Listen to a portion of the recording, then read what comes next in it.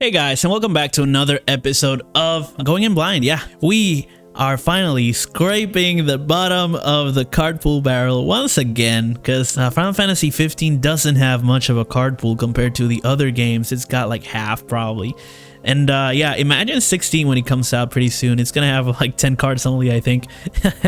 Unless they overcompensate, right? And then it'll be like still like 50. So this one has 70 something compared to the 160 or 50 something that most other games have.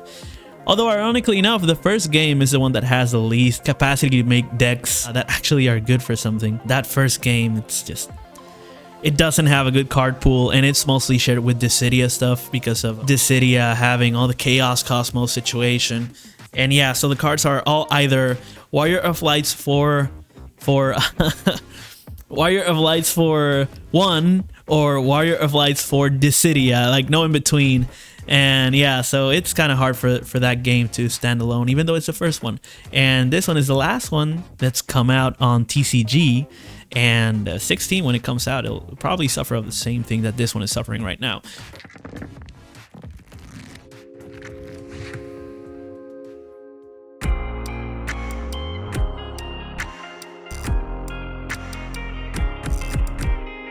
So yeah, we have a very small card selection for 15 cards in this deck because we've already used it for the other ones. So if you haven't seen those videos, go watch them too. But this one's going to be pretty empty in terms of 15 cards. There's going to be a lot more leeway. Hopefully they are all legal though. Let me know that. I'm not sure on the rules or the ban list. But yeah, we got Ardynn as our leader. I don't know if this format or this game has leaders, but it kind of looks like it. So we're going in blind.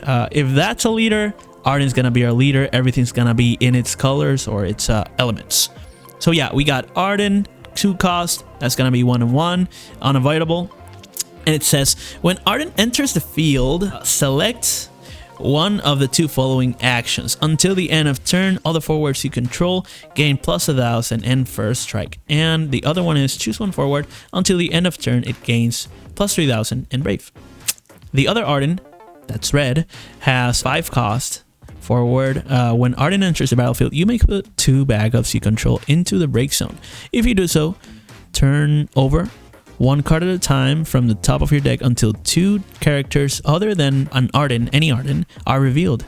Play them onto the battlefield and shuffle the other cards revealed. Return them to the bottom of your deck. Okay. And then we got the 5 cost Ardynn, that's Earth. It's a forward. And when Ardynn enters the battlefield, choose 1 forward opponent controls and cannot attack or block until the end of next turn. And when Ardynn is put from the field into the break zone, by your opponent's summons or abilities, play Ardynn onto the field until at the end of the turn. Okay, so comes in again when removed. Interesting. Then we have 7 cost Ardynn, way higher, more cooler looking too. Look at that guy. Look at that grin. It's like I'm the bad guy. You didn't even notice. Dum Noctis. So brave, cannot be broken. Wow, like indestructible from the get-go. And at the beginning of your opponent's attack phase, your opponent selects 1 character he or she controls. He or she may put it into the break zone. If he or she does so, Ardynn cannot block this turn. Ouch. Okay, then we have our last card, that's 15. Actually, not last one. It's Claris. It's gonna be our backup. Claris says, whenever he enters the field, you may search for 1 job king and add it to your hand. Do we have a king in this deck? I don't think so.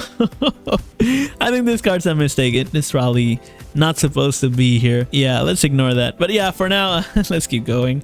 We also have Titan, 15 summon. The first summon we've seen in this video so far. So Titan says when you cast it, you may remove 1 forward from your break zone from the game as an extra cost and choose 1 forward. Deal it damage equal to the power of the forward removed by the extra cost. Pretty cool. And then we have the extravaganza of cards that I don't even want to mention because honestly, it's not worth it. This deck is going to change a lot as cards come in. But yeah, these are vanillas for the most part, and their point is to either be a backup or just be a name to be discarded to pay for these. Miner is pretty cool. Banga is pretty cool. Anacross is a buff for everyone for plus 1,000. And we got this standalone Black Mage here. We are missing two more cards.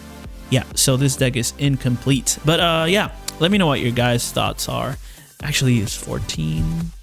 7, 7, and 5. So 19. Yeah, no, it's not incomplete. But yeah, it's I don't like it. I think it's got some potential, but it's missing stuff.